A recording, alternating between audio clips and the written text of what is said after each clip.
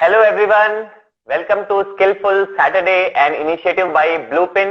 Bluepin एक ऐसा online learning platform है जहां आप तरह तरह की लाइफ स्किल्स और प्रोफेशनल स्किल्स सीख सकते हैं अलग अलग लर्निंग फॉर्मेट में और अलग अलग लर्निंग स्टाइल में।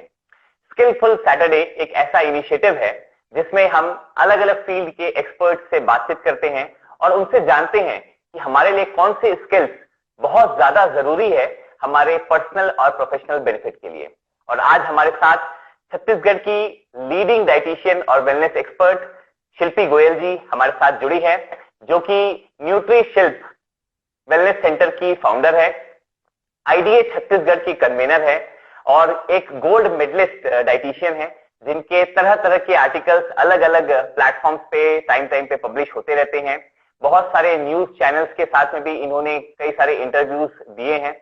और साथ ही एक बहुत अच्छी बात शिल्पी जी की ये है कि ये सोसाइटी के साथ में जुड़ी हुई है, कम्युनिटी के साथ में जुड़ी हुई है और तरह तरह के प्रोग्राम ये टाइम पे करते रहती है। तो बहुत बहुत स्वागत है शिल्पी जी आपका।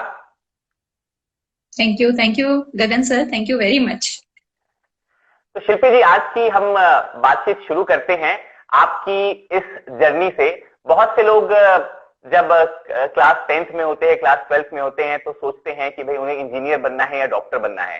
तो आपके दिमाग में ये कहां से आया कि मुझे एक वेलनेस एक्सपर्ट बनना है, डाइटिशियन बनना है? आप अपनी जर्नी शेयर कीजिए। Sure, thank you so much. जब मैं 10th में थी तो बहुत ज्यादा क्लियर आइडिया तो नहीं था कि मुझे क्या करना है। बस ये पता था कि मुझे कुछ रिस्पेक्टेबल फील्ड में जाना है जहां मुझे रिस्पेक्ट मिले, क्योंकि जब मैं 15 अगस्त की परेड में भाग लिया करती थी और वहां जब कलेक्टर को सब सलामी देते थे, तो मुझे तब लगता था कि मुझे कलेक्टर बनना है। पापा ने एक बार कलेक्टर से ले जाके मुझे मिलाया और कलेक्टर से मेरी एट लेंथ बात हुई, तो मैंने वो आइडिया ड्रॉप किया, क्योंकि मुझे लगा कि काफी सारा पॉलिटिकल माइंड चाहिए जो शायद मैं लैक करती हूँ। और उसके बाद जर्नी आगे बढ़ती गई। मैंने ग्रेजुएशन में इंटीरियर डिजाइनिंग में मुझे बहुत इंटरेस्ट आ गया था, तो मैंने बीएससी होम साइंस के साथ में इंटीरियर डिजाइनिंग मैंने चुना था। लेकिन उसमें एक सब्जेक्ट हमारा फूड एंड न्यूट्रिशन था, जो कि मेरा पढ़ते पढ़ते मेरा फेवरेट सब्जेक्ट बन गया। उसकी एक वजह ये भी थी कि उस समय मेरे ग्रैंडफादर को डायबिटीज थी, और जब मुझे ये पता चला कि डायबिटीज में डाइट का बहुत ही ज्यादा रोल होता है, तो और हमेशा हम लोग यही पूछा करते थे डॉक्टर से कि इनको खाने पीने में क्या दिया जाए, तो मेरा इंटरेस्ट बहुत ज्यादा आ गया था इस पे।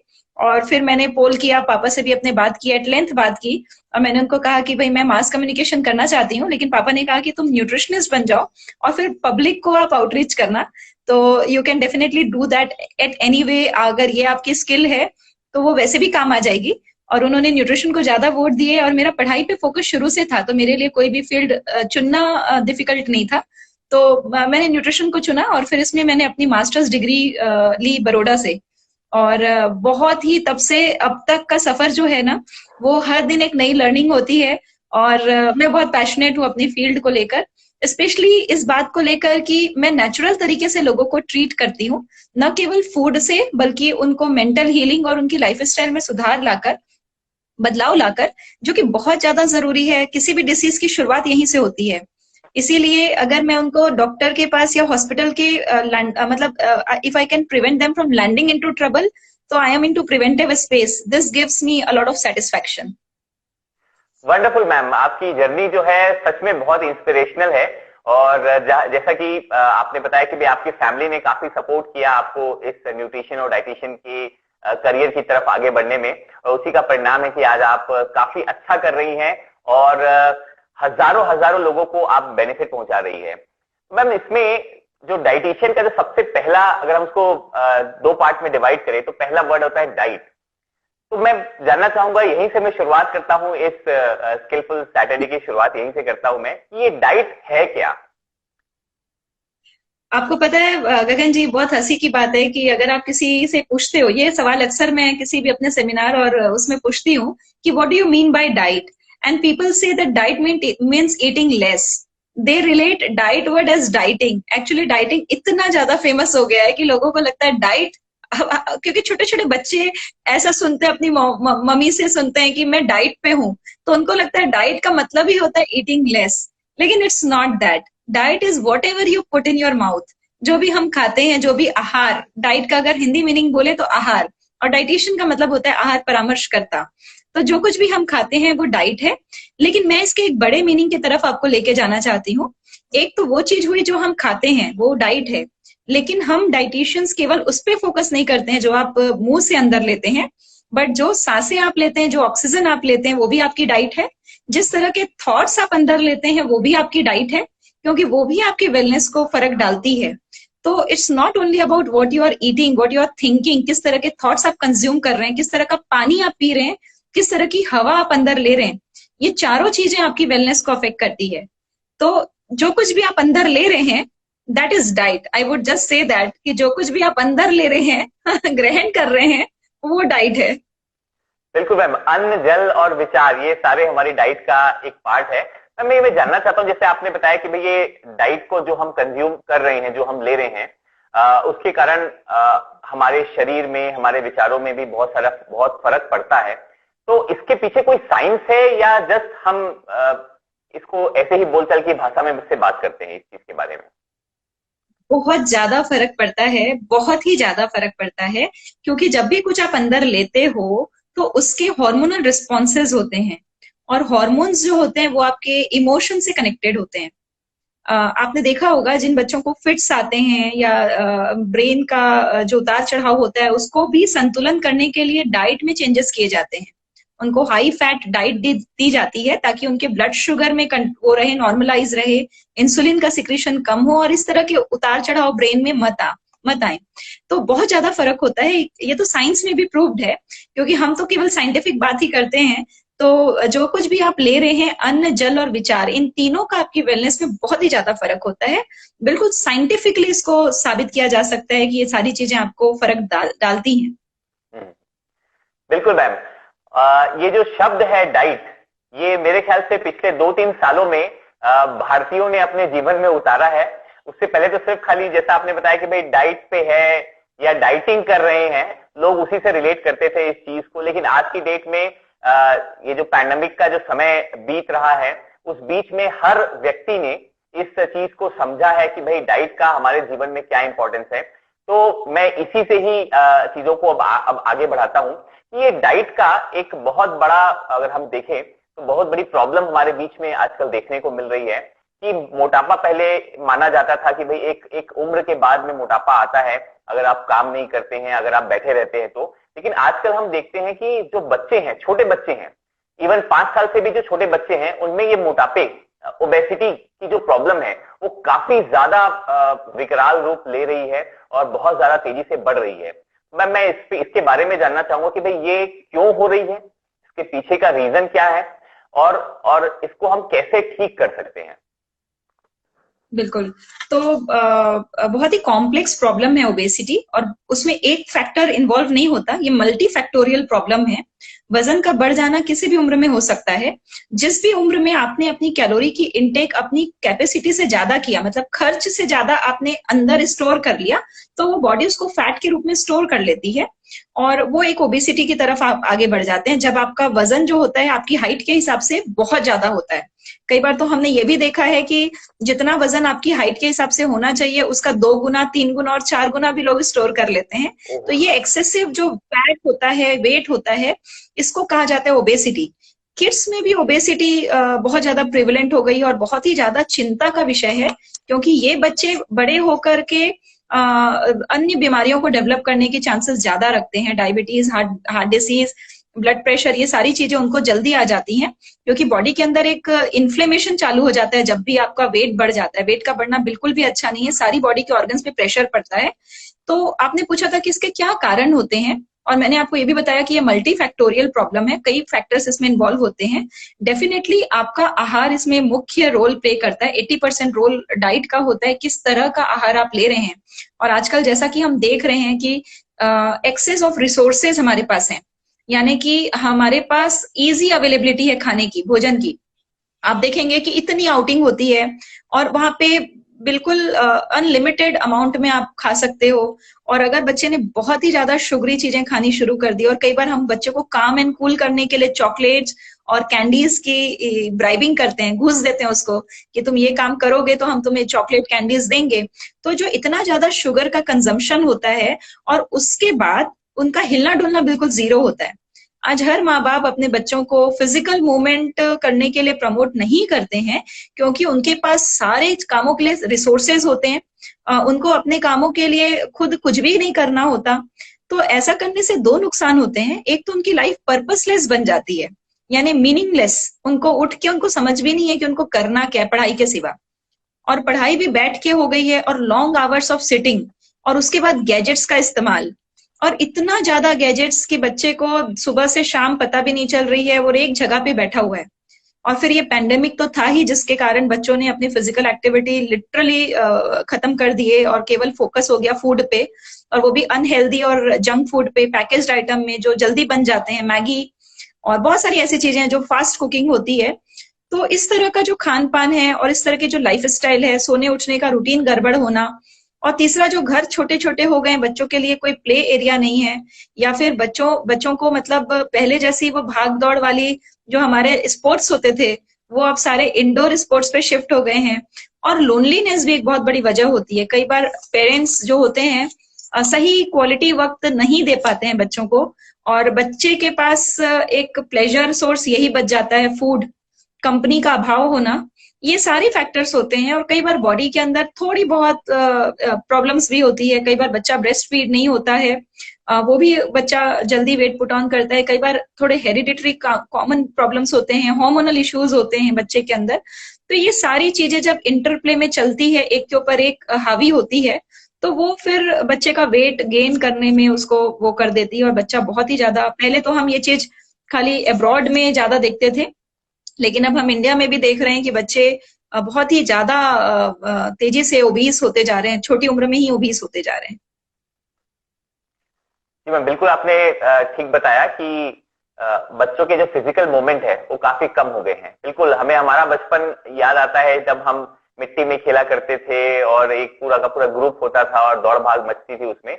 और उसमें एक बहुत बड़ा फैक्टर ये भी हो गया कि न्यूक्लियर फैमिली जो हो गई है। पहले तो परिवार में बहुत सारे लोग होते थे, जिसके कारण से आपको कहीं ना कहीं से कुछ ना कुछ एंगेजमेंट मिल जाता था। लेकिन अभी के समय में न्यूक्लियर फैमिली हो जाने के कारण जो क्वालिटी टाइम वाली जो बात आपने बताई अभी, कि वो भी उसका काफी ज्यादा अभाव हो गया है। तो मैम ये सारे के सारे जो सिनेरियो है काफी प्रैक्टिकल सिनेरियो है, ठीक है, जिसमें हमारी फूड की जो डाइट है एक सबसे इंपॉर्टेंट जो आपने रोल बताया, दूसरा जो क्वालिटी टाइम है, तीसरा फिजिकल एक्टिविटी नहीं है, और चौथा जो पैंडेमिक जिसने इन सारी चीजों को बहुत अच्छे तरीके से हैम्पर किया है।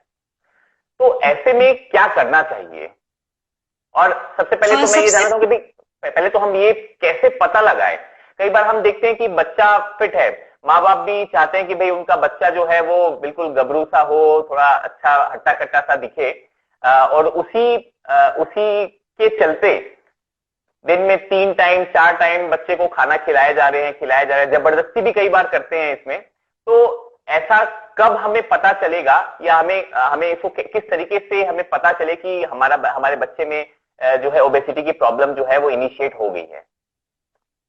देखिए, वैसे तो आंखों से ही समझ में आ जाता है, और अगर बच्चे को उस साइज के कपड़े फिट ना आ रहे हों, 3 साल का बच्चा है और उसको 5 साल के कपड़े पहनाए जा रहे हों, तो आपको समझ में आ जाएगा कि बच्चा अपनी एज से ज्यादा वेट का है। वो तो एकदम लेमैन तरीके से आप नाप सकते हो कि मेरा बच्चा कहाँ फॉल करता है। लेकिन दूसरा जो स्टैंडर्ड तरीका है, जहां पर आप साइंटिफिक तरीके से जिसको हम फॉलो करते हैं, तो ग्रोथ चार्ट आते हैं बच्चों के, जिसमें हम उनकी हाइट और वेट को डिवाइड करके बीएमआई निकालते हैं, और वो जो बीएमआई की वैल्यू होती है उसे ग्रोथ चार्ट पे प्लॉट किया जाता है। तो 95% से ऊपर अगर बच्चा फॉल करता है तो वो ओबीस है। 85 से 95 के बीच की कैटेगरी ओवरवेट की है, और 85 से नीचे की कैटेगरी जो होती है वो नॉर्मल वेट की है। फिर 75 से नीचे की होती है जो अंडरवेट की कैटेगरी शुरू हो जाती है। तो ऐसा एक पूरा ग्रोथ चार्ट होता है जिसमें ग्राफ बने रहते हैं। आपको उसमें बच्चे की बीएमआई की वैल्यू प्लॉट करनी होती है, और फिर जब आप उसको एनालाइज करते हैं तो पता चलता है कि एक्चुअली बच्चा कितना ओवरवेट है, या ओबीस की कैटेगरी में है, या नॉर्मल वेट है। इस तरह से हम पता लगा सकते हैं, जो कि हर डॉक्टर या इम्यूनाइजेशन कार्ड पे भी ग्रोथ चार्ट्स होते हैं। अच्छा, तो इसको मतलब आमजन हर कोई इस चीज को एक्सेस कर सकता है? आराम से, बिल्कुल, नेट पे भी अवेलेबल होता है ग्रोथ चार्ट। अगर आप उसमें नेट पे डालते हैं तो वो आ जाता है, आईसीएमआर का ग्रोथ चार्ट। बॉयज का अलग होता है, गर्ल्स का अलग होता है, एज वाइज होता है। तो बिल्कुल आप एक्सेस कर सकते हैं। मैम ये तो रही प्रॉब्लम की बात, और हमने समझ लिया कि भाई हमारे बच्चे में जो है ये ओबेसिटी की जो कंडीशन है वो कहीं ना कहीं से क्रिएट हो रही है। तो इसके लिए हमारे करेक्टिव एक्शंस क्या क्या होने चाहिए? देखिए गगन जी, सबसे पहले तो ना पेरेंट्स को अवेयर करने की जरूरत है, क्योंकि जो रूट्स होते हैं बच्चों में खाने पीने के, वो अर्ली डाले जाते हैं। जो बीज आप बोएंगे शुरू में, वही हैबिट्स लॉन्ग टर्म तक बच्चे के अंदर रहेगी। तो जैसा कि आप बता रहे थे कि बच्चे को माँ बाप पहले तो बहुत लाड में खिलाते पिलाते हैं कि बच्चा पतला हो रहा है, तो बच्चे को डबल तिबल 3 बार 4 बार 5 बार हम ठूस ठूस के खिला रहे हैं। तो ये सब करना, और फिर अगर अनअवेयरनेस की वजह से कई बार माँ बाप का प्रेम या बाबा दादी का या घर वालों का इतना प्रेम होता है कि उनको पैकेज्ड आइटम जब मर्जी तब दिला दे रहे हैं, जब मर्जी तब उनके लिए कुकीज कैंडीज उनको खाने की छूट है। तो ये सब छोटे छोटे मेजर्स आगे चलकर एडिक्शन बनते हैं, और फिर बच्चे का धीरे धीरे वेट पुट ऑन होना शुरू हो जाता है। आइसक्रीम, केक्स, बिस्किट्स हम कितना ज्यादा कंज्यूम करते हैं आजकल घरों में, सॉस, ब्रेड, क्या कोल्ड ड्रिंक्स, इतना तो काफी होता है। मैं आपको एक इंसिडेंस मुझे याद है कि एक मॉम ने बताया मुझे कि ये बच्चा च्युइंगम खाता था, जिसकी आदत को छुटाने के लिए हमने इसको कोल्ड ड्रिंक देना शुरू किया। तो मैंने कहा कि आपने आपने कुछ भी सही नहीं किया, मतलब आपने एक चीज छुटाने के पीछे उसको डेडली दूसरी चीज पकड़ा दी है।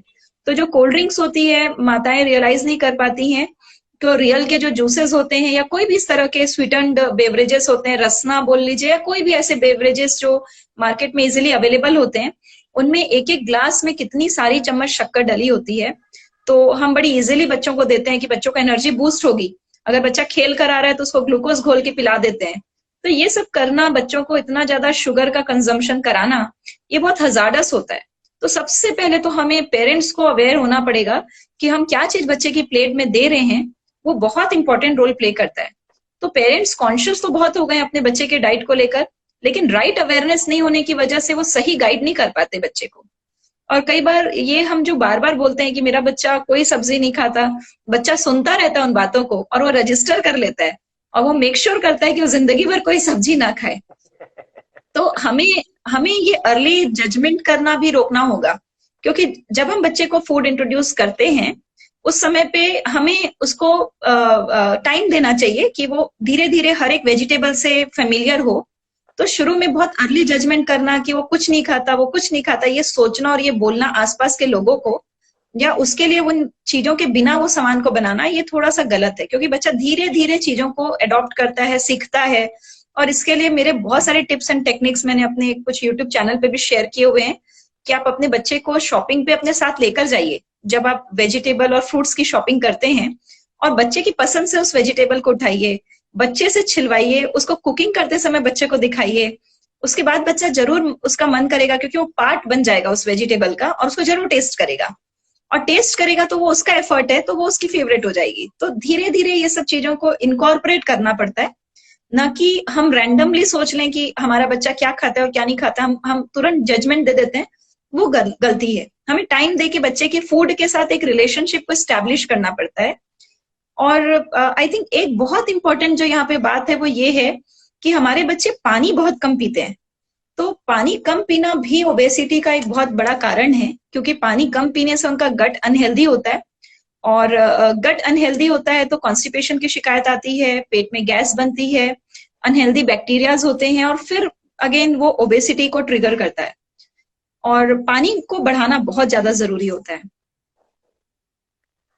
आपने बहुत अच्छी टेक्निक बताई कि बच्चों को अगर सब्जियों के साथ में फेमिलियर करना है तो कौन सा हमें रूट फॉलो करना चाहिए। तो ऐसे ही मैं टेक्निक चाहूंगा कि आप पानी के लिए भी बताएं, क्योंकि ये अमूमन हर बच्चे की ये प्रॉब्लम होती है, माता पिता पानी की गिलास लेके पीछे दौड़ते रहते हैं और बच्चा पीता नहीं है। तो वो मोटिवेशन कैसे जगाएं बच्चों में पानी के लिए? बिल्कुल। तो हमने एक चार्ट बनवाया था, मेरे बहुत स्कूल्स में टॉक्स होते हैं, लेक्चर्स होते हैं, तो हमने एक चार्ट बनवाया था जिसमें हर एक बच्चे का पानी का ग्लास बना दिया था। जैसे ही बच्चा उस ग्लास को पी लेता है तो वो उसको कट कर देता है।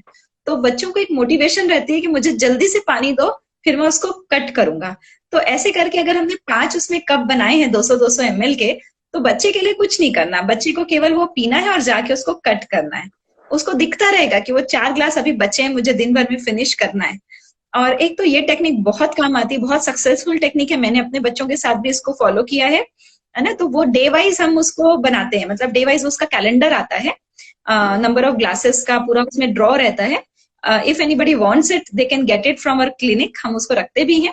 और सेकेंड टेक्निक है कि हम उनको ऐसे अट्रैक्टिव सिपर्स दिला दें जो उनके आसपास ही रखे रहें, कि बच्चा दौड़ता भागता चलता उसको उठाए और पी जाए, मतलब पानी उनकी रेंज के अंदर रख दे। तो वो भी एक टेक्निक है जिससे बच्चा पानी पीता है, क्योंकि कई बार बच्चा प्यासा रह जाता है लेकिन खेल में इतना व्यस्त है, या वो टीवी देखने में इतना व्यस्त है, या वो मोबाइल देखने में इतना व्यस्त है कि उसे पानी का याद नहीं आता। तो उसके आसपास पानी रख दें अट्रैक्टिव टम्बलर में, बॉटल्स में, तो वो भी बहुत काम आता है। जी जी। मैम जैसे बच्चों की अगर हम लाइफ को देखें तो सुबह का जो समय होता है जब वो उठते हैं तो थोड़ा सा डेजीनेस होता है, थोड़े से कम एक्टिव रहते हैं, फिर धीरे धीरे वो एक्टिव जो है वो होते जाते हैं, पीक पे पहुंचते हैं, शाम होते तक जब उनका पीक खेलने का समय होता है वहां पर पहुंचते हैं, फिर उसके बाद में जो है वो सोने की तरफ जाते हैं, तो एक्टिव जो है वो थोड़ा थोड़ा कम होता जाता है वहां पर, तो एनर्जी लेवल भी थोड़ा कम होते जाता है। तो क्या हम उनके पूरे एक डेली कैलेंडर को हम डिवाइड करके कुछ डाइट को वहां पर सेट कर सकते हैं, या उनका डाइट की प्लानिंग हमको कैसे करनी चाहिए अपने बच्चों की? और इसके लिए एज का भी कोई फैक्टर है? जैसे बच्चों की अगर हम एज देखें तो 8 साल भी होती है, 10 साल भी होती है, 15 साल भी होती है, तो एज वाइज जरा सा आप थोड़ा क्लियर करते हुए हमें बताइए। श्योर। तो बच्चों को एज वाइज अगर न्यूट्रिशन रिक्वायरमेंट वाइज डिवाइड करेंगे तो प्री स्कूलर पहले तो सबसे पहले तो जो नियोनेटल पीरियड में रहते हैं, मतलब नए जो 0 से लेकर के 6 मंथ के बच्चे, उनका डाइट रहता है माँ का फीड, एकदम एक्सक्लूसिव ब्रेस्ट फीड। तो ये 6 महीने तक के बच्चे हो गए। 6 महीने से लेकर के 1 साल तक के जो बच्चे होते हैं वो होते हैं, उनको बोला जाता है इन्फेंट। तो वो इन्फेंट की डाइट रहती है, वो वीनिंग फूड होता है उनका, तो वो एक अलग फेज हो गया। उसके बाद अर्ली चाइल्डहुड आता है जो अप टू 6 ईयर रहता है, 1 to 6 ईयर, प्री स्कूलर्स बोलते हैं हम इनको।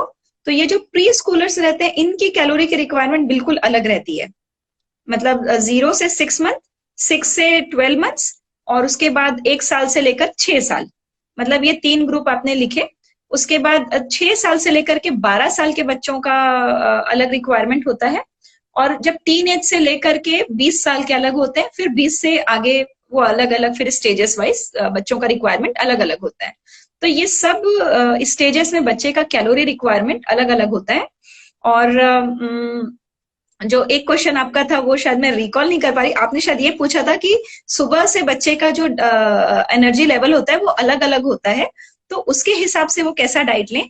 तो बहुत सही बात कही आपने कि जैसा बच्चे का एनर्जी लेवल होता है माँ उसी के हिसाब से उसका कैलोरी और डाइट डिसाइड करे, उसको अपने हिसाब से उसको सेट करने की जरूरत नहीं है। जैसे अगर वो सुबह उठे उसकी भूख का रेशियो कम है तो उस समय उसे फोर्स फीडिंग ना करे, मेक श्योर करे कि वो कुछ एनर्जी एक्टिविटी, एनर्जी बर्निंग की एक्टिविटी करे ताकि उसे भूख लगे नाश्ते के लिए। फिर लंच में अगर वो हंग्री है तो लंच में दे, अगर वो इवनिंग में उसे ज्यादा भूख लगती है तो इवनिंग में कुछ हैवी मील प्लान कर दे उसके लिए, एंड देन डिनर। तो नॉर्मली हम सजेस्ट करते हैं कि बच्चों को 6 मील की जरूरत पड़ती है, नाश्ता, लंच और डिनर। और उसके अलावा एक छोटा मील उठने के नाश्ते के पहले, एक छोटा मील लंच के बाद, और एक छोटा मील नाश्ते और लंच के बीच में। तो ये बिल्कुल ही ऑप्शनल है, इतने मील्स अगर ना भी ले बच्चा तो कोई दिक्कत नहीं है। अगर बच्चे का वेट ज्यादा बढ़ा हुआ है तो इनफैक्ट कम मील्स लेने चाहिए उसे। तो ये टोटली डिपेंड करता है, चाइल्ड टू चाइल्ड वेरी करता है, उसकी रिक्वायरमेंट पे वेरी करता है। और जब मैं छोटे मील की बात करती हूँ तो वो केवल सैलेड का प्लेट भी हो सकता है, वो थोड़े से नट्स भी हो सकते हैं, वो थोड़ा सा फ्रूट भी हो सकता है। तो I am not actually talking about a meal, full meal जो प्लेट में सजाकर हम देते हैं। तो ये ऐसे छोटे meal and then main meal, और हर एक मील को हम we try to balance it. हम चाहते हैं कि उसमें वेजिटेबल हो, उसमें कुछ पल्स हो यानी प्रोटीन हो, कुछ उसमें अनाज की मात्रा हो, तो इस तरह से वो बैलेंस रहे। तो हम हर मील को चाहते हैं कि वो एक बैलेंस्ड मील हम बच्चे को ऑफर करें। बिल्कुल, आपने बहुत अच्छे तरीके से सेग्रीगेट किया कि किस तरीके से उनके लाइफ के जो डेली स्पैन है उसको हम कैसे ब्रेक कर सकते हैं। मैं कुछ सजेशंस चाहूंगा आपकी तरफ से कि भाई जो आपने पहले जो मेन कोर्स है उनके 3 मील्स का, और उसके बाद में जो 3 एडिशनल की आप बात कर रहे हैं उसमें हम क्या क्या कर सकते हैं और क्या क्या करना चाहिए बेसिकली। एक हेल्दी बच्चे? श्योर, बिल्कुल। तो अगर हम एक हेल्दी बच्चे की बात करें तो उठने के बाद आप अपने बच्चों को नॉर्मली, अगर वो वैसे उठने के बाद बच्चे कुछ चाहते नहीं है, वो थोड़ा पहले एक्टिविटी करते हैं, पहले वो फ्रेशन अप होते हैं, उसके बाद वो ब्रेकफास्ट करते हैं। ब्रेकफास्ट में अगर बच्चा नॉन वेजिटेरियन है तो egg can be a part of his और हर ब्रेकफास्ट। अगर बच्चा वेजिटेरियन है तो हम उसको कर्ड या थोड़ा मिल्क या थोड़ा सा पनीर का कुछ सामान दे सकते हैं, और साथ में उसे कोई भी हेल्दी ब्रेकफास्ट दे सकते हैं जो कि रूटीन में आपके हाउस में बनता है, चाहे वो स्टफ पराठा हो, चाहे वो कोई चीला हो, चाहे वो ढोकला हो, पोहा हो, उपमा हो, कोई भी ऐसा नाश्ता जो फ्रेशली प्रिपेयर्ड हो जिसमें थोड़े वेजीज डले हों। हम कई बार बिना वेजीज का बना लेते हैं सामान, लेकिन उसमें वेजिटेबल्स डले हों तो बहुत अच्छी बात रहती है। तो बहुत सारे वेजिटेबल को आटे में लगा करके उसका एक रंग बिरंगा पराठा बनाना भी बहुत हेल्दी होता है। इडली सांभर चटनी भी एक बहुत ही हेल्दी और बहुत ही होलसम स्नैक है। बच्चों को काठी रोल भी बहुत पसंद आते हैं, बच्चों को चीले भी बहुत पसंद आते हैं। तो इस तरह के कोई भी नाश्ता आप उनको दें। 11 से 12 बजे के बीच में हम उनको फ्रूट्स दे सकते हैं, चलते फिरते उनको ग्रेप्स दे सकते हैं, या खाने के लिए कोई भी एक फ्रूट दे सकते हैं। लंच के पहले आप उनको थोड़ा सा सैलेड जरूर खाने को दें। Kids love to have cucumber and tomato, और वो सादा अलग से सैलेड के रूप में कोई भी चीज बहुत पसंद से खाते हैं, तो इस तरह का सैलेड हमने दे दिया। उसके बाद हमारे घर में जैसे इंडियन थाली होती है नॉर्मली, जिसमें रोटी, राइस, दाल, सब्जी और कर्ड होता है या रायता होता है, तो उस तरीके का पूरा मील जितना बच्चा खाए, जितना वो खा सके, या राइस का शौकीन है या रोटी का है, दाल खाना चाहता है या नहीं खाना चाहता है, that will totally depend on kids liking. अगर सपोज आपका बच्चा दाल नहीं खाना चाहता है तो उसका एक परफेक्ट उपाय ये है कि आप आटे में बेसन मिलाते जाएं, या अगर आपको परमानेंट उपाय चाहिए तो आप आटे को पिसाते समय उसमें मूंग दाल, चना दाल, कुछ भी सोयाबीन, इस तरह का कुछ पिसा सकते हैं, जिससे आटे की न्यूट्रिशन वैल्यू बढ़ जाएगी और बच्चे को नहीं पता लगेगा कि वो अलग से दाल खा रहा है। तो इस तरह की बहुत सारी चीजें जो माताएं कर सकती हैं ये इंश्योर करने के लिए कि आपका बच्चा हेल्दी मील ले रहा है। और उसके बाद जो आता है क्रम, वो शाम के स्नैक्स का आता है। उस समय बहुत कन्वीनियंटली आप चाहें तो उसको 1 कप मिल्क दे सकती हैं, और साथ में थोड़े से नट्स हम बच्चों को दे सकते हैं, जो बादाम अखरोट होते हैं जो बच्चे ने छोड़ दिए थे, मॉर्निंग में नहीं लिए थे, तो शाम का टाइम हम उसको नट्स दे सकते हैं। छोटे छोटे ड्राई फ्रूट के नट्स के लड्डू बना के हम उनको पकड़ा सकते हैं, जो वो खा लें, उनका इंस्टेंटली पेट भर जाता है। और अगर आप बहुत ही एनर्जेटिक मदर हैं, अगर आप कुछ फ्रेश बना कर देना चाहती हैं तो भेल बहुत अच्छा है, कुछ कबाब्स बनते हैं वो बहुत अच्छे हैं। इस तरह का कोई भी एक आइटम, हेल्दी आइटम बच्चे को हम पुलाव जैसा कुछ बना के दे सकते हैं। और फिर रात की पारी आती है तो रात में हम बच्चे को अगेन रोटी सब्जी दे सकते हैं, खिचड़ी कड़ी दे सकते हैं, राइस पुलाव कुछ दे सकते हैं, या कोई भी ऐसा आइटम हम दे सकते हैं जो बच्चे को पसंद है। तो इस तरह से बड़ी आसानी से हम बिना डिस्टर्ब हुए घर के मेनू में से ही बच्चे को हम फीड कर सकते हैं। बच्चों को बिल्कुल जरूरत नहीं होती है कि उनके लिए अलग से मेनू बनाया जाए, वो हम खुद वो उतना पेन उठाते हैं और बच्चे के लिए अलग बनाने की कोशिश करते हैं। किड्स तो चाहते हैं कि उन्हें घर जैसे लोगों वाला ही हमें फूड मिले, तो इस तरह से हम कर सकते हैं। एक्सीलेंट मैम, आपने बहुत सारे ऑप्शंस और बहुत अच्छे ऑप्शंस बताए, तो ये सच में बहुत ही बेनिफिशियल ऑप्शंस हैं। लेकिन मैम कई बार देखा जाता है कि भाई बच्चों को भूख ही नहीं लग रही है, ये अमूमन शिकायत होती है, एक पानी की शिकायत जिसको आपने दूर किया, साथ में खाना नहीं खा रहा है, ये नहीं खा रहा है, या दूध नहीं पी रहा है, ठीक है, तो इन सब चीजों के लिए हमें क्या करना चाहिए? ये बच्चों में अगर ये प्रॉब्लम आ रही है तो। जी, आप सही बोल रहे हैं। बहुत सारे पेरेंट्स आते हैं शिकायत करके कि मेरा बच्चा कुछ नहीं खाता है।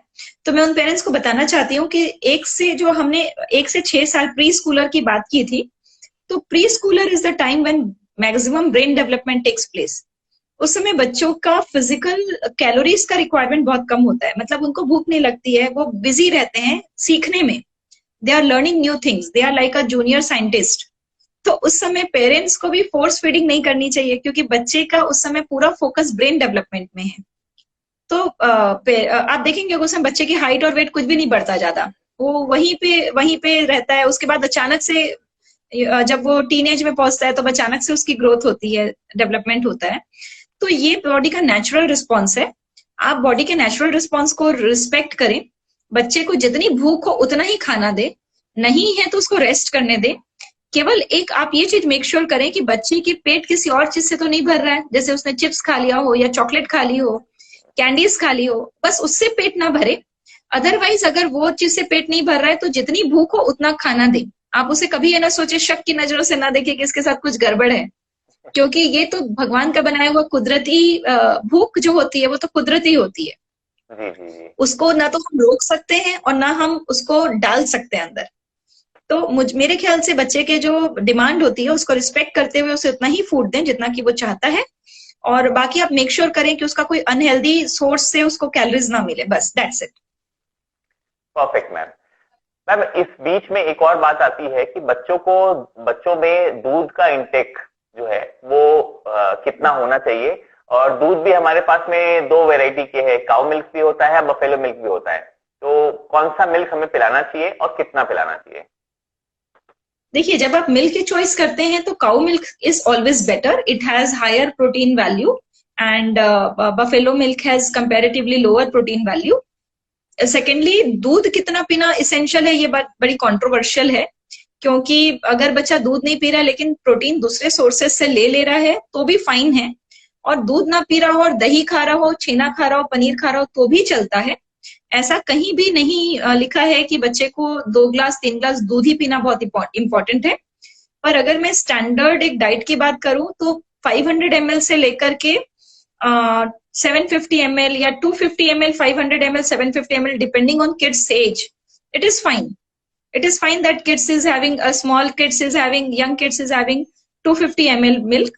The normal जो स्कूल गोइंग किड्स है वो 500 ml मिल्क ले रहे हो और उससे बड़े वाले 750 ml दूध ले रहे हो, तो this is how it goes. Perfect ma'am. अब इसके साथ ही मैं ये जानना चाहूंगा कि भाई ये जो डाइट के कारण हमने तो एक बच्चों के लिए एक बड़ी प्रॉब्लम को अभी हमने डिस्कस किया, इसके अलावा भी जो है ये डाइट के कारण जो है बच्चों में और कौन कौन सी प्रॉब्लम्स जो है वो आ जाती है? डाइट के कारण बच्चों में कौन कौन सी, जैसे अगर डाइट गड़बड़ रहती है तो सबसे पहले जो प्रॉब्लम आती है बच्चों के दांत खराब हो जाते हैं।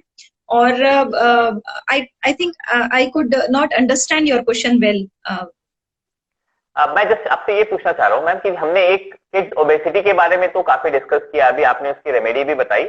मैं ये जानना चाह रहा हूँ कि ये जो एज ग्रुप है, जो आपने प्री स्कूलिंग वाला जो एज ग्रुप बताया कि जो कि बहुत ही ज्यादा इंपॉर्टेंट और क्रूशियल एज ग्रुप है, उस एज ग्रुप में डाइट के कारण और कौन कौन सी प्रॉब्लम्स बच्चों में आती है जनरली?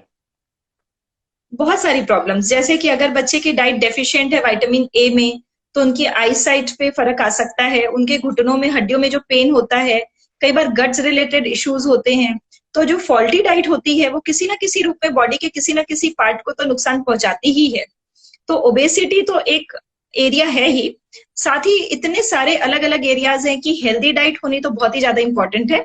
और हेल्दी डाइट वही डाइट है जो कि आप जिसको नेचर से कनेक्ट कर सके, जिसमें आर्टिफिशियल चीजें कम से कम हो, पैकेट वाली चीजें कम से कम हो। कितनी बार हम देखते हैं कि माताएं बच्चों को सुबह सुबह मिल्क और कॉर्नफ्लेक्स देती हैं या मिल्क और चोकोस देती हैं, तो चोकोस जो होता है वो पूरा शुगरी होता है, कॉर्नफ्लेक्स भी बहुत हेल्दी चीज नहीं है। अगर इसकी जगह हम घर का बना हुआ ताजा कुछ बनाकर दे दें ब्रेकफास्ट, वो मच हेल्दियर है बजाय कि हम अगर कोई शुगरी चीज दे रहे हैं अर्ली इन द मॉर्निंग। तो इस तरह से अगर हम राइट चॉइसेस रखें, अगर हम ब्रेड का कंजम्पशन कम रखें, आप जो सैंडविचेस बनाते हैं अगर उसको आप डोसे के अंदर डाल के दे दे उसके स्टफिंग को, या आप रोटी के अंदर रैप करके दे दे, तो वो मच हेल्दियर है। तो आप अपने बच्चों को ब्रेड, मैदा, शुगर, बिस्किट्स, कैंडीज, कुकीज, इन सब चीजों से अगर बचा सकते हैं तो ये बहुत इम्पैक्टफुल होता है। मैम आपने एक बहुत ही इम्पोर्टेंट डिश के बारे में बताया, फूड आइटम के बारे में बताया यहाँ पर, ब्रेड, जो कि अमूमन हर घर में यूज होता है और कई बार तो उसे हम हेल्दी मान के जो मम्मियां हैं वो अपने बच्चों को खिलाती है कि चलो भाई इसमें अपन ब्रेड जैम खिला दिया, ब्रेड बटर खिला दिया या ब्रेड में सैंडविच बना के खिला दिया। तो हम ब्रेड की बहुत सारी वेराइटीज मार्केट में देखते हैं कि कोई ब्राउन ब्रेड बोलता है, कोई आटा ब्रेड बोलता है, कोई मैदा ब्रेड बोलता है इसमें। तो मैम ये जो अलग अलग तरीके की ब्रेड है, ठीक है, उसमें भले उसके इंग्रेडिएंट में कुछ भी लिखा होता है, लेकिन आप तो एक्सपर्ट है, तो कौन सी ब्रेड अच्छी होती है या ब्रेड अच्छी होती भी है कि नहीं होती है? देखिए, ब्रेड तो बहुत अच्छी नहीं मानी जाएगी बहुत ज्यादा बच्चे के हेल्थ के लिए, और खास करके अगर बच्चे का वेट गेन हो रहा है तो उसे ब्रेड से तो हमें बचाना चाहिए। और इनफैक्ट जो हम घर में भी मैदा के आइटम बनाते हैं जैसे भटूरा है या नान है, वो सब भी नुकसानदायक ही रहेंगे बच्चे के लिए। अगर हम बच्चे में अच्छा हेल्थ, इनफैक्ट सभी फैमिली मेंबर्स के लिए अच्छा हेल्थ चाहते हैं, तो हमें चूज करना चाहिए जो हमारे ट्रेडिशनल अनाज हैं, जैसे कि ज्वार, बाजरा, रागी। रागी में कैल्शियम की मात्रा अच्छी होती है जो बढ़ते हुए बच्चों की बोन हेल्थ में भी मदद करती है, और बहुत आसानी से आप इनके आइटम तैयार कर सकते हैं। अभी हाल फिलहाल में ही हमने एक रेसिपी डेवलप की थी जिसमें हमने रागी का डोसा बनाया था। तो जिस तरह से चावल दाल का डोसा हम घर पे बनाते हैं, सेम उसी तरह रागी और दाल के कॉम्बिनेशन से आप आटा बैटर बनाते हैं, और उसमें ब्राउन कलर का बहुत ही टेस्टी डोसा बनता है। बच्चों को कलर से बड़ा अट्रैक्शन रहता है। तो अगर बच्चे देखते हैं और आप बच्चों को बताएं कि आज हमारा कलर थीम ये है डिनर का या स्नैक का या शाम का, तो kids can connect very well. तो बच्चों को अगर हम रेनबो कलर्स समझा दें कि आपके डाइट में रेनबो कलर्स होने चाहिए, तो they follow it very nicely. तो इस तरह की अगर आप घर के बने हुए चीजें यूज करते हैं, बच्चों के लिए रागी का डोसा बना रहे हैं, या कोई भी ऐसी ज्वार, बाजरा, किनोआ, ओट्स, या कोई भी इस तरह के हेल्दी आप होलसम स्नैक यूज कर रहे हैं।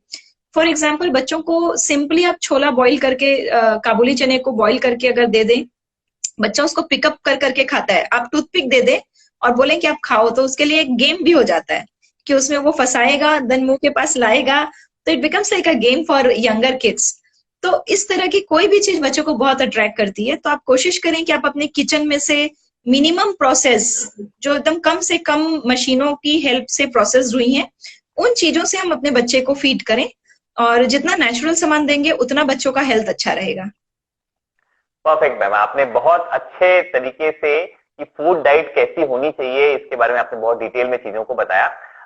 अब जो डाइट की शॉर्ट में मैं जानना चाहूंगा कि भाई जो डाइट की बात आपने की थी कि भाई हम सांसें भी जो लेते हैं वो भी हमारी डाइट का पार्ट है, और जो चीज हम देखते हैं कि हमारे विचार बनते हैं वो भी हमारी डाइट का पार्ट है। तो उन्हें हमें कैसे अच्छा करना चाहिए, उसके बारे में कुछ आप बताइए मैम। सबसे पहले तो ये कि अगर हम बात बच्चों की कर रहे हैं, तो बच्चे माँ बाप का रिफ्लेक्शन को बहुत अच्छी तरह से समझते हैं। यानी माँ बाप बच्चों को किस तरह का मानते हैं, बच्चा अपने आप को वैसे ही नजरों से देखता है। अगर माँ ने बोला है कि बच्चा बहुत ही फिनिकी ईटर है, फसी ईटर है, बच्चा बहुत ही बदमाशी से खाता है, खाना नहीं चाहता है, या बच्चे, माँ ने बोला बच्चा तो बहुत ही ज्यादा शरारती है, उटपटांग चीजें ज्यादा खाता है, तो बच्चा वैसे ही बिहेव करता है। तो सबसे पहले तो हम उसके बारे में क्या सोच रहे हैं और क्या कमेंट्स कर रहे हैं वो बहुत इंपॉर्टेंट रोल प्ले करता है, क्योंकि वही विचार हम बच्चे को पास ऑन करते हैं। तो उनको हेल्दी एफर्मेशंस देना भी बहुत इंपॉर्टेंट है। तो अच्छे विचार हमको, अगर हम बच्चों को पास ऑन करेंगे, और उसके लिए जैसे बहुत बार क्या होता है कि हम सोचते हैं हमारा बच्चा ये भी खाए वो भी खाए, पर बच्चा खाता नहीं है। तो उसके लिए एक सबसे बड़ी मेरी सलाह ये है कि किड्स आर लाइक मंकीज। बच्चे बंदर की तरह होते हैं, वो माँ बाप को फॉलो करते हैं। तो आपको जो कराना है अपने बच्चे से वो पहले खुद करना शुरू कर दीजिए। वो बच्चा आपको देखेगा और एक ना एक दिन आपको फॉलो जरूर करेगा। तो जो आप कराना चाहते हैं वो करना शुरू कर दीजिए। और अगर आप अच्छे विचार देंगे, अच्छे रोल मॉडल बनेंगे, बच्चा जो देखेगा वो सीखेगा। तो अच्छी एयर देने के लिए उसको एक बार आउटडोर जरूर भेजें। अगर वो मॉर्निंग में उठ जाए तो उसे मॉर्निंग में हवा, गार्डन जरूर लेके जाए, नेचर से कनेक्ट जरूर कराएं। जब उससे अच्छी बातें करेंगे, अच्छे विचार जाएंगे उसके अंदर, तो बच्चे का एनर्जी लेवल अलग ही रहेगा। और वही अगर बच्चा नेगेटिव ही सुन रहा है दिन भर अपने बारे में, या माँ बाप से खाली नेगेटिविटी कंज्यूम कर रहा है, तो फिर उसकी हेल्थ में दिक्कतें आनी ही है। तो अगर आप उसको हेल्दी एयर देंगे, हेल्दी वाटर देंगे, हेल्दी थॉट्स देंगे और हेल्दी डाइट देंगे, तो डेफिनेटली बच्चे का जो विकास होगा वो डिफरेंट ही लेवल का होगा। परफेक्ट मैम, आपने एक ओवरऑल डेवलपमेंट की मैं कहना चाहूंगा यहाँ पर आपने कुंजी दे दी, यहाँ पर आपने उसकी चाबी दे दी, ठीक है, जो कि सच में बहुत ही इंपॉर्टेंट रोल प्ले करेगी। और सच में जो एक आपने पॉजिटिव एफर्मेशंस की जो बात की यहाँ पर, मैं बिल्कुल मानता हूं कि वो जो चीज है वो एक बहुत इंपॉर्टेंट रोल प्ले कर सकती है बच्चों के एक स्पेशल डेवलपमेंट के लिए। तो मैम हम इस स्किलफुल सैटरडे के बस अंतिम चरण पे पहुंच गए हैं। एक आखिरी क्वेश्चन मैं आपसे यहाँ पर जानना चाहूंगा कि बहुत से लोग चाहते हैं कि हम डाइटिशियन बने, न्यूट्रिशनिस्ट बने, तो उनके लिए कौन कौन सी स्किल्स इंपॉर्टेंट है? मतलब हम ये कब माने कि हमें डाइटिशियन और ये जो न्यूट्रिशन वाली फील्ड है इस तरफ जाना चाहिए, और उसका करियर पाथवे क्या होता है? देखिए, सबसे पहले तो कुछ प्री रिक्विजिट्स है जो आप पता होनी बहुत जरूरी है कि आपका बैकग्राउंड अगर साइंस का रहेगा तो हेल्प मिलेगी, क्योंकि बेसिकली आप सारे साइंस से ही डील करते हैं। It is the degree is called BSc home science with nutrition measures in your graduation. तो 11th-12th आपको साइंस चाहिए। उसके बाद अगर आप ग्रेजुएशन अपना न्यूट्रिशन सब्जेक्ट के साथ कर रहे हैं विद न्यूट्रिशन मेजर्स, फिर आप पोस्ट ग्रेजुएशन करें न्यूट्रिशन में, और ये ही पाथवे होता है डाइटिशियन बनने का। लेकिन डाइटिशियन बनते समय आप ये जरूर ध्यान रखें कि सबसे पहले तो आपको अपने आप को फिट करना है और अपने घर वालों को फिट करना है। क्योंकि अगर कोई नॉलेज आपने केवल गेन करी लेकिन उसको अप्लाई नहीं किया अपने अंदर या अपने फैमिली के अंदर या अपने आसपास के अंदर, तो आप लोगों को कैसे बेनिफिट पहुंचा पाएंगे? ये बहुत इंपॉर्टेंट है। मैंने बहुत सारे हमारे न्यूट्रिशन के कलीग्स को देखा है जो खुद भी अपने बहुत सारी प्रॉब्लम से अगर वो रह रहे हैं, तो बहुत इंपॉर्टेंट है कि आप उसको अप्लाई करें। अप्लाइड नॉलेज है ये तो।